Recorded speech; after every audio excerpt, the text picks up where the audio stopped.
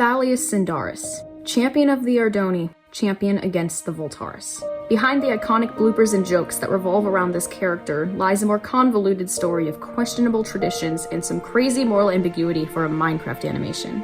Hello everyone, I'm CK Voltaris, finally back with another Songs of War character analysis. Today will be all about Thalleous, as I'll dive into his story and address all the perspectives regarding his character. In case you don't know, Songs of War is a high-quality fantasy Minecraft animation by squaredmedia that I definitely recommend watching. Recently, Mont27p and Matt Squared from squaredmedia have revived the once-cancelled series by announcing spin-offs that will be in production next year, and there's a very slim chance that with proper funding, official seasons 2 and 3 could become a reality as well. With all this exciting news, I think now is a great time to make Songs of War videos and analyses to keep the series alive.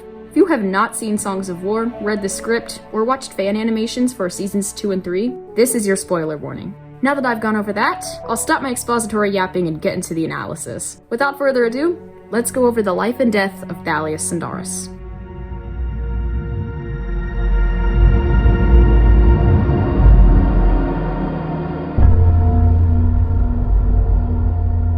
Thalleous is introduced as an old Ardonia warrior from a more civilized age. He seems like the main character in Season 1, however, halfway through he's unexpectedly killed while protecting Sen, the actual main character. Thalleous was the mentor, radiating cool uncle vibes, and with his amazing sword skills and the voice actor's hilarious bloopers, what was there not to love about him? When Songs of War was cancelled and fans began reading the script, they'd soon realize his status as a war veteran signified something much darker than what they were led to believe. This will be the objective analysis of Thalleous' story, and later we'll explore the nuances of his character from different, subjective perspectives. Sadly, a lot of Thalleous' story is speculation, and we only know a few scattered events until Season 1. There's nothing about Thalleous' early life outside of one event, so I'll start with that.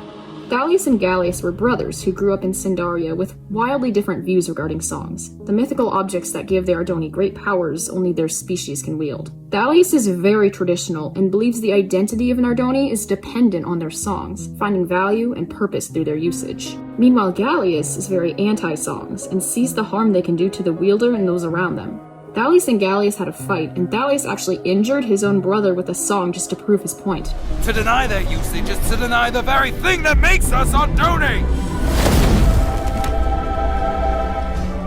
If you have siblings, you probably know what it's like to fight over something stupid, and I think Thalleous was just upset and let the song overcome himself to take out his anger on Galleous. This incident caused Galleous to despise songs even more, rupturing the brothers' already broken relationship and causing them to never speak to one another again.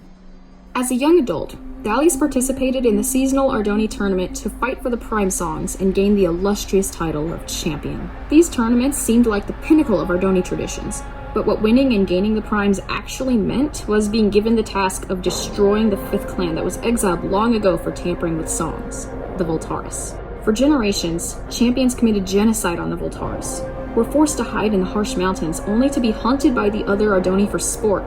The Ardonia masters encouraged these raids and were adamant about eliminating them. The Voltaris had done no evil yet, history was skewed against them, and the story behind their banishment was tainted by the victors. Through the eyes of Thalleous, the Voltaris were nothing but pure evil monsters who abused the unique ability to wield songs, and we all know Thalleous thinks very highly of songs and would not have taken that information lightly.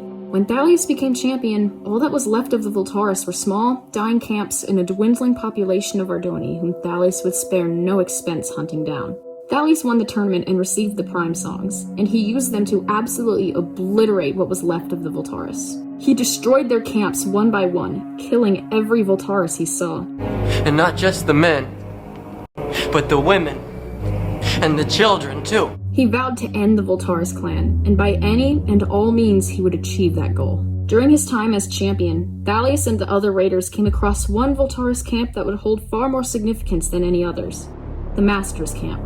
The Voltaris master at the time was Dominus, the father of Ingressus. Thalleous dueled the old Voltaris master and killed him easily, piercing Dominus's chest with his enchanted blade. As Thalleous strolled away to find more Voltaris, Ingressus ran to his father's body, and the champion spotted him, of course, and used the Aggressium Prime to launch the child off a cliff into the icy ocean below. In XunMengLong's animation? Sorry, there's absolutely no way I'm saying this right. XunMengLong. Oh, okay. Thalleous glances over the cliff, and by this point, Ingressus is underwater, and Thalleous wasn't willing to jump in there after him, so he just assumed he killed the child and moved on. He not only killed the old Voltaris master, but annihilated everyone else in that safe haven, aside from the one random kid who seemingly died just like all the others. The total number of Voltaris that Champion Thalleous slaughtered remains unknown. He nearly brought about the extinction of the Voltaris, but his actions as a champion granted him prominence and recognition among the Ardonia. Champion Thalleous is the single strongest character in Songs of War. He had all 4 prime songs at once, while other characters like Deathsinger and Tidesinger never wielded all of them. Songs give the Ardonia great strength, however, they aren't without adverse effects. The longer an Ardonia uses a song, the more damage it does to their mental, emotional, and physical state. Songs have massive drawbacks if used enough, and Thalleous wielded all of the prime songs simultaneously. The side effects he experienced put great strain on him for the rest of his life. Thalleous had trouble sleeping at night because of the relentless pull of the songs, and presumably there were many other ways the songs harmed him that the audience could not see. A little while after Thalleous was champion, the Ardonia clans met with the 6 kingdoms to aid them against an invasion. The Nether conquered the kingdoms, and they needed help fighting back. The Masters held another one of those seasonal tournaments to determine who would wield the primes. This time, however, the new champion would lead the fight against the Nether and not go hunt the Voltaris. Thalleous is already a veteran by now. He's won the tournament before, maybe even multiple times, and was a famed champion. But he did not come out as the victor this time. I don't know what canonically happened during this tournament, but whatever happened left Thalleous too tired to stand, as he's kneeling and out of breath from the looks of it. An Astoris that Thalleous didn't recognize was crowned as the victor.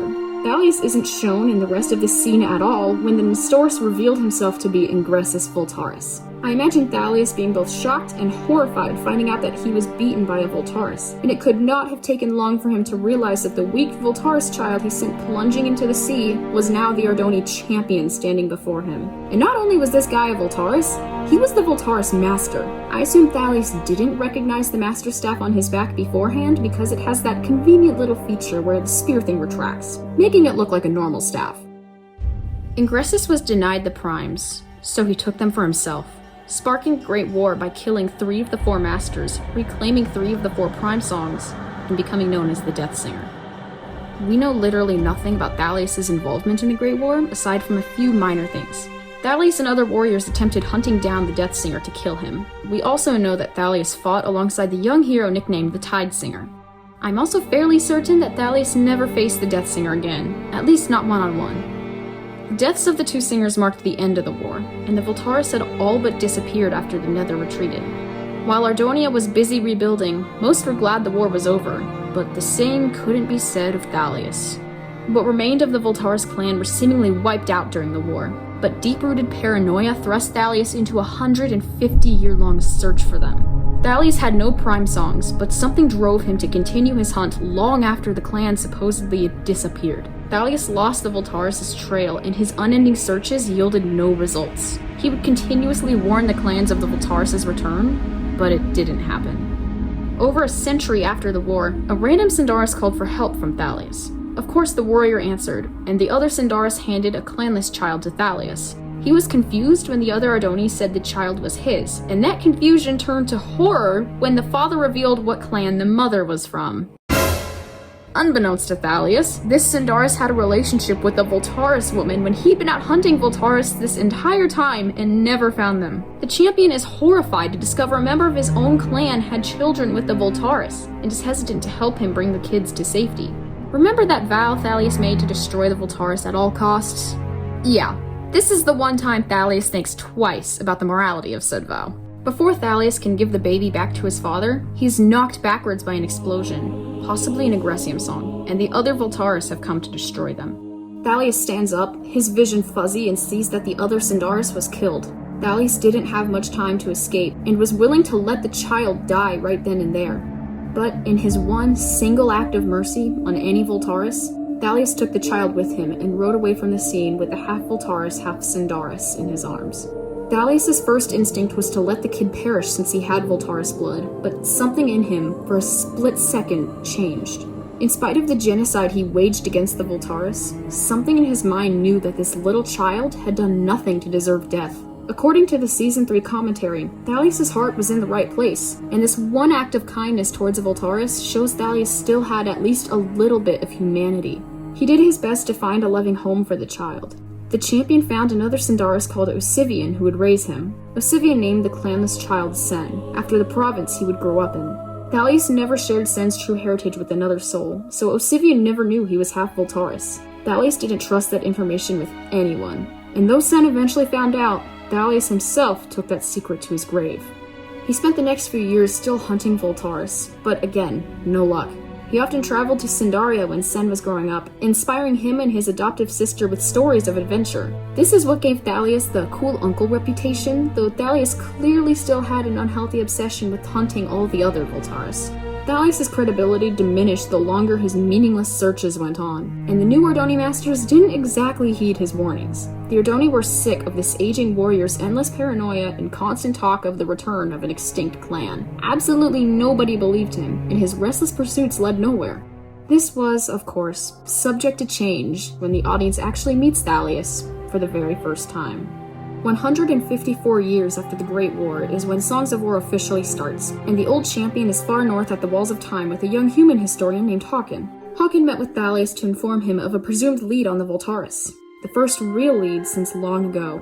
Hawken shares his theory of the Voltaris dwelling where the war ended, Mount Velgrin. Hawken sent scouts to discover what was truly happening on the mountain's peak, but those scouts vanished, the same way most of the Voltaris had. Thalleous was pessimistic to believe there were actually Voltaris there, but he and Hawken set out and rode all the way to Mount Velgrin to find out. Thalleous and Hawken arrived at the mountain approximately one beautifully animated montage later, and it did not take long for Thalleous to be confronted by a Voltaris, adorned in jagged crimson markings. Several others emerge on the mountain, and Thalleous draws his sword to defend Hawken from the one threat he sought to destroy, a threat that had gone unnoticed to the rest of Ardonia.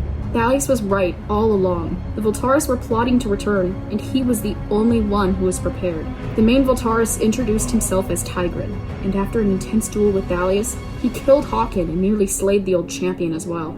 Thalleous barely escaped using his song, and hastily ran to the Ardoni clans, frantic to warn them of the Voltaris' return. For real this time. The clans were tired of his rambling, and this resulted in a classic "the boy who cried wolf" trope. But Thalleous' quick thinking would save the Ardoni from a far greater danger they could not foresee. He induced the Voltaris' next steps based on the Death Singer's actions from the Great War. They would hunt down the Prime songs and take the Ardoni by surprise once again. Thalleous took the Primes from their respective villages and spread them across Ardonia, mostly hidden in places nobody could touch. The Agressian Prime he left at the northernmost point in Ardonia. The Protesian Prime he delivered to an uncharted island, and he took the Saporian Prime to the vault. Thalleous trusted nobody with the Prime songs, especially not the Voltaris. The only person in Ardonia who knew where all four were hidden was Thalleous himself, because his trust in literally everyone else was excruciatingly low. By the time Season 1 Episode 2 rolls around, he's already hidden 3 of the 4 Prime songs, and is riding to Sendaria to secure the 4th. And it just so happens to be the same village where he found a home for the clanless child all that time ago. Thalleous is greeted by Sen and Rhea, and gives them each a song behind Osivian's back.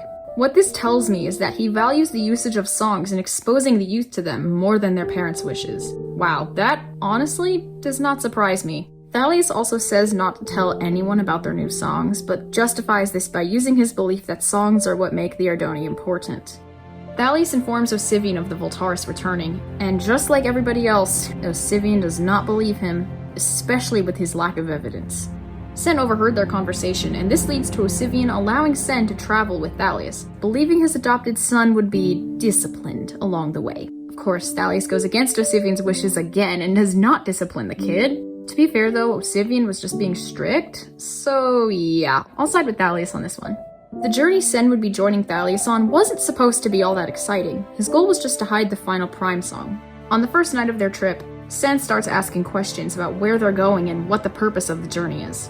Thalleous gives Sen his answer, and even shows him the Mobilium Prime and makes his worries of the Voltaris clear.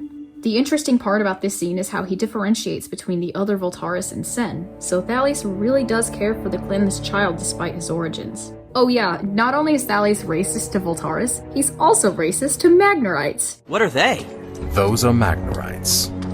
Do not make eye contact, Sen. Okay, so they go to the beacon for fast travel to Crown Peak, and side note, I love how medieval Ardonia canonically has customs. I don't know why, but that's so random yet hilarious to me. Thalleous and Sen use the beacon and arrive at Crown Peak, where they find a wealthy businessman Thalleous has a connection with.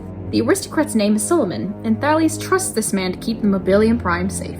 Sen disagrees with Thalleous' decision, but in Thalleous' mind, Solomon was a good choice because he ran an illegal business without being discovered by authorities, which I guess translates into hiding a Prime song? Well, we all know how that ended up. That's besides the point. Anyway, after Thalleous gives him the Prime song, the Ardoni turn back and are on their way to take Sen home. The two Ardoni stay in a hotel for the night, and Thalleous sits on the balcony, seemingly just zoning out, contemplating life or something. Sen is awake as well, and the two have another conversation about Ardoni history, and this time, Sen asks Thalleous questions about where he comes from and who his family is. The camera faces Thalleous' back, hiding his expression from the audience. He's the only one in Ardonia who knows that Sen is Voltaris, and here he is, finally faced with a situation where he could come clean and tell Sen the truth. But he decides to keep hiding it. Thalleous' hesitation gives me reason to believe he was carefully considering whether or not to actually tell Sen the truth. Thalleous fabricated a half-truth about Sen's family, saying they were all killed by the Voltaris, leaving out the fact that he is one. He does look regretful when saying he could not save any of Sen's siblings, and Sen thanks Thalleous for being honest. Sen turns away, and Thalleous looks as if he's about to open his mouth and say otherwise, but stops, and gazes into the night sky again. Maybe he felt bad for Sen, or he just didn't know if concealing the truth was really the right thing to do. The day after, presumably, they're walking the final stretch to Sen's village. Thalleous' horse starts whinnying, and Thalleous sees smoke rising from the trees down below, right where Sen is heading. Thalleous and Sen stop at the edge of the cliff, watching in horror with panic dawning on both of their faces as Sendario goes up in flames. Sen runs to his home, and Thalleous orders Sen to stay out of danger before flashing away with his song to see if there are any survivors. Thalleous must have seen proof that the people responsible for this were still there, because he finds a disobedient Sen wandering around and hurriedly tells him they've got to go. As he's speedwalking Sen back to the stream, he appears to be glancing all around, frantically checking for the ones who destroyed the village. 4 Voltaris emerge from the flames, and Thalleous urges Sen to run. This scene really mirrors the flashback Ingressus had in Season 3, where his father orders him to run too, and Dominus ended up dying to protect his son from death. Ardoni history is quite repetitive if you can't tell. It really starts to seem like both sides are just doing the exact same thing to the other after a while. Weird. Thalleous fights these Voltaris, but they don't come close to overwhelming him. He may be old, but he's still got that champion in him. More Voltaris surround Thalleous, circling around him to prevent his escape. Then, Tigran shows up on a hill, all smug, and addresses Thalleous, mocking him and taking sadistic pleasure in the province he burned. The biggest difference between Thalleous and Tigran are their beliefs about their horrendous actions. Thalleous was under the impression that the Voltaris needed to be eliminated, and no matter how many Voltaris he killed in the past, it's evident he cares about his own clan and those he's close to. Tigran, however, is far from that. He's not like Thalleous or Ingressus, who more or less did the same thing for the same reason. Tigran enjoys being a villain, and he is fully aware that what he's doing is completely wrong. Tigran doesn't care about his dark deeds. He's completely apathetic about the village he destroyed and the lives he's stolen. Thalleous had some moral convictions. I doubt Tigran ever did. Thalleous, however, is completely confident in his abilities to take down Tigran, and the Voltaris close in on Thalleous. Several of them advance towards him, and he activates his Aggressium song, punching the ground and sending them all flying back with an awesome-looking aggro-quake attack. Then, the two polar opposite Ardoni have their rematch. Thalleous is already tired from using his song multiple times and fighting the other Voltaris. Sen is still waiting for Thalleous as this fight is going on, and once again, Thalleous decides to flee instead of attempting to finish off Tigran, choosing to protect Sen's life instead of killing the monster. Thalleous sprints off, and Tigran wastes no time mercilessly ripping a spear out of one of his dead clanmates, and with the force of an Olympic javelin thrower, he hurls it over 15 blocks away and penetrates Thalleous' chest with one swift, devastating movement. Unfortunately, this is how the story of our favorite champion ends. Tigran unexpectedly defeated Thalleous with that one fierce blow, forcing him onto his knees as the world revolved around him in slow motion. Thalleous remains somewhat stoic as he slowly drops his sword and takes his last breath as his life fades. Thalleous gives the audience, and Sen, one last look of sadness before collapsing to his side, dying as he hits the ground. The champion has finally fallen, and there is no one left to protect the Ardoni clans from Tigran and the Voltaris. Sen rides away on timber, and Tigran loots Thalleous' body of his enchanted diamond greatsword and his songs. Galleous and everyone who was killed that day are later found by other Sendaris who investigated the destroyed village, and Galleous was buried in a beautiful Ardonia graveyard. His story and noble sacrifice was an inspiration to the new generation of Ardonia warriors, including Sen and Rhea, and his ideals were what drove them to fight in the Second Great War. In the end of the show, it's Sen, the real hero, who finally ends the struggle that Galleous could not. Thalleous Sendaris' life is chock full of ethical ambiguity, and his actions range from selfless and kind to downright awful and cruel. Since we've now explored his life from an unbiased lens, I think it's time we dive into the nuances of his character and why people are so split between deeming Thalleous a kind-hearted hero or a ruthless villain.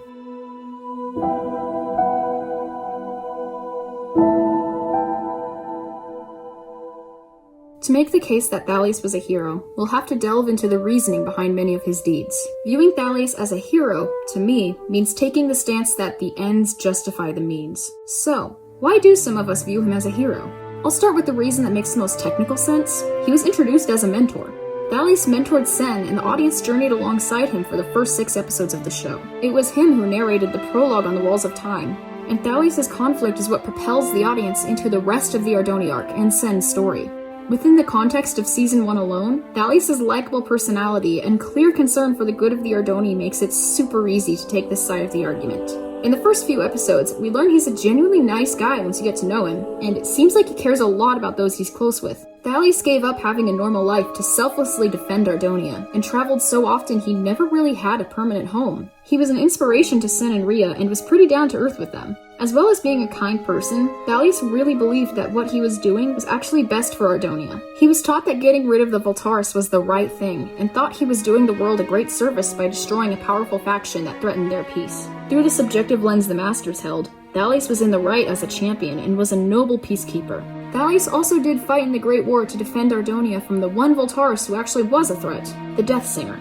Also, I do commend Thalleous for hiding the Prime songs in Season 1. That move was entirely in character and saved the Ardonia clans to a great extent. If it wasn't for Thalleous, Tigran would have not only burned down those villages, but also have taken the Prime songs, which would have led to the Death Singer obtaining all 4 and becoming virtually unstoppable. Another one of Thalleous' good deeds was saving Sen's life when he was literally 2 seconds away from leaving him there to die as a young kid. Sen made Thalleous question his own ideals and the traditions he held dear, and even temporarily realized that not all Voltaris were pure evil. Saving Sen is heroic enough, but going even further, he certainly didn't have to find Sen a home. He certainly didn't have to visit Sen often or entertain him with stories and hide his heritage to protect him from the Masters, knowing full well what they probably would have done had they known he was Voltaris. Thalleous gave Sen the best life possible and cared for him as he would a member of his own clan. For someone like Thalleous, that is pretty heroic. He also died trying to save Sen from being killed by the Voltaris, fighting their leader and dying like an absolute champion.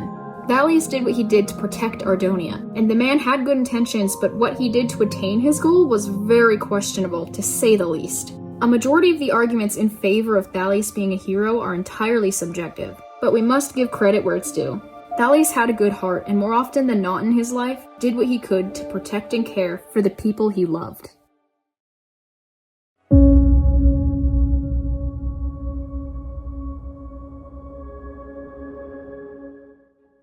The image of the Thalleous we all knew from Season 1 was shattered when the script revealed what he'd done to the Voltaris clan.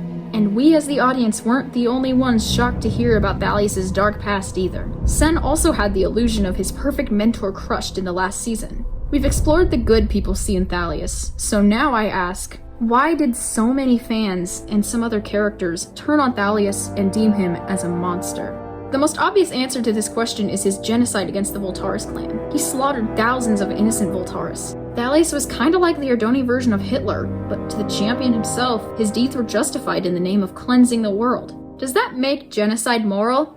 No, of course not! Whatever his motivations were, that does not take away the fact that Thalleous mercilessly killed so many of them only for it to go completely unnoticed and unpunished for nearly 2 centuries. The Masters are also responsible for these heinous crimes slipping under the radar of everyone else in Ardonia, because they did a fantastic job of covering up the truth and convincing the world the Voltaris were all demons. Thalleous fell victim to the indoctrination of the Masters and was basically their puppet. These 3 old guys and the other Masters before them manipulated many Ardonia warriors to do their bidding and slaughter Voltaris for them.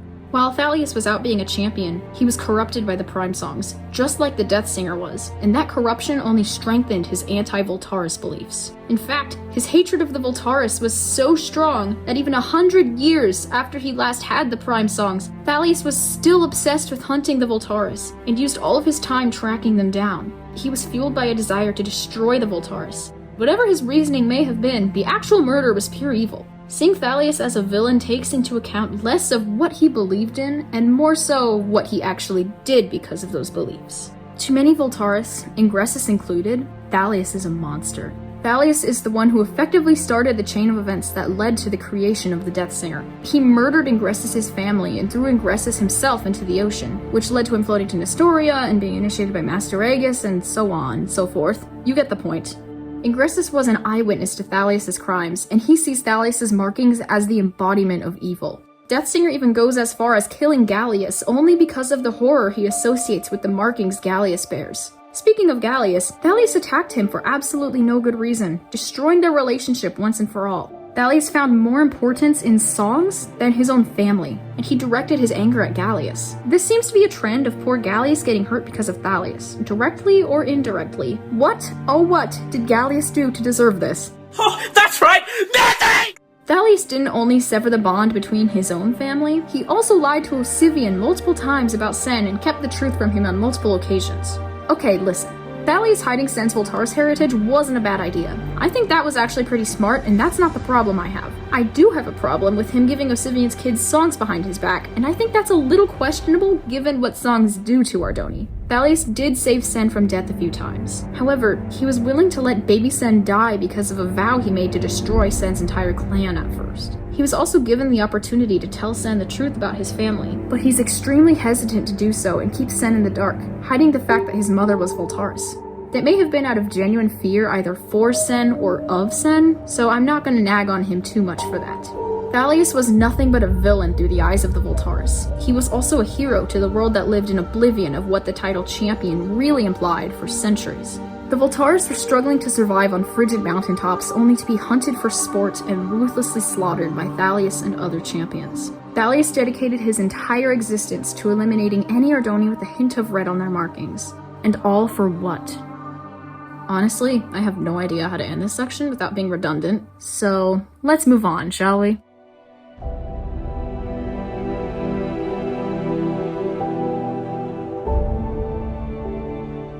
Alright, we've gone over the objective and subjective points of view regarding our favorite champion, so now it's only fair I tell you what I think. Thalleus has his fair share of both bad and good in his life. The intention behind his villainous behavior may have been somewhat good, but the ends absolutely do not justify the means. The same is true of Deathsinger. He and Thalleus are just two sides of the same coin, doing the exact same thing with a deep hatred of the other. There's only a few clear-cut differences that separate Thalleus and Ingressus to me. Yes, they are both influenced by the Primes, but I'm inclined to believe Ingressus was corrupted and didn't know what he was doing, while Thalleus knew exactly what he was doing. He never once showed a hint of regret for what he'd done, and never really thought he was the evil one. I find myself sympathizing with Ingressus more than Thalleus because Ingressus apologized and admitted he was doing wrong, but Thalleus never did. That, to me, is the biggest difference between them. Another interesting thing about Thalleus' character is the way the writers framed him. Since Thalleus was first shown as the good guy while the Voltaris were shown in nothing but negative light and contrast, it made us trust Thalleus from the get-go. The framing of his character mattered a lot. This reminds me of the framing effect in psychology, and because Thalleus was shown as a trustworthy hero, we assumed that was the truth. After all, everything he does in Season 1 supports this framing of him. The psychological idea of framing refers to manipulating information to make one choice seem more favorable over the other, and in our case, this was achieved by hiding the other half of Thalleus' story. When Sen learns the unfortunate truth, Thalleus has not just betrayed his trust, but the audience's trust as well. Thalleus is the antithesis to Ingressus. When Thalleus' horrible deeds were made known, it changed the audience's perspective of him for the worse. But Ingressus' horrible deeds were already common knowledge, and his redemption changed the audience's perspective enough to view him in a new light. For so many years, the Ardonia clans had extremely questionable traditions and a distorted perception of what was right versus what was wrong. And that is really the root cause of Thalleus' hatred of the Voltaris. He wasn't born a champion, and the values he held were taught to him by others. The raids and tournaments were so engraved into Ardonia culture that it was completely normal for most of the population. And not once do we ever see someone from the four clans question these traditions, aside from Master Aegis. Like all the other Ardoni, Thalleous just went along with the narrative. Racism, or clanism in this case, is not innate. Rather, it was instilled into Thalleous by the Masters and by his peers. The champions themselves are simply products of this messed up ideology, indoctrinated by their elders and corrupted by the Prime Songs to create the perfect nightmarish storm to rain down on the Voltaris. Thalleous' detrimental view of the Voltaris was so deeply embedded into him that during the raids, he was able to slaughter literal children or shoot them off cliffs and not think twice about whether or not it was morally correct.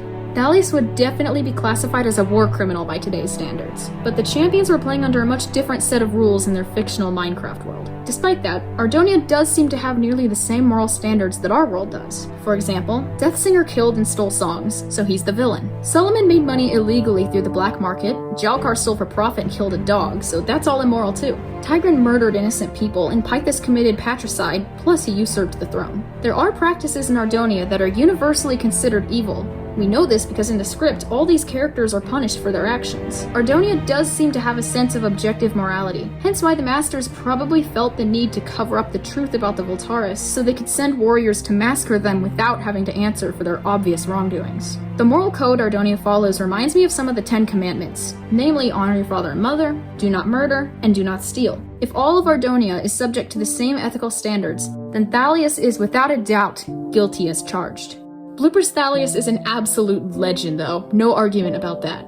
Okay, so while I was finishing writing the script for this video, the teaser for the Minecraft movie came out and I have to say it looks like hot garbage. I'm really hoping the disappointment of the trailer brings more Minecraft fans to discover Songs of War and recognize it as an actual good Minecraft movie. And maybe with enough support, we can eventually see the official seasons 2 and 3 animated. Thalleous was one of the most loved characters in Season 1, and his voice actor, the legendary Carl G. Brooks, expressed interest in returning when Songs of War spin-offs were greenlit. This is all fantastic news, and I'm excited for what the future holds. It's been a long time since us diehard fans have gotten any good news regarding the official Songs of War, but I think we've turned a corner, and now there's hope.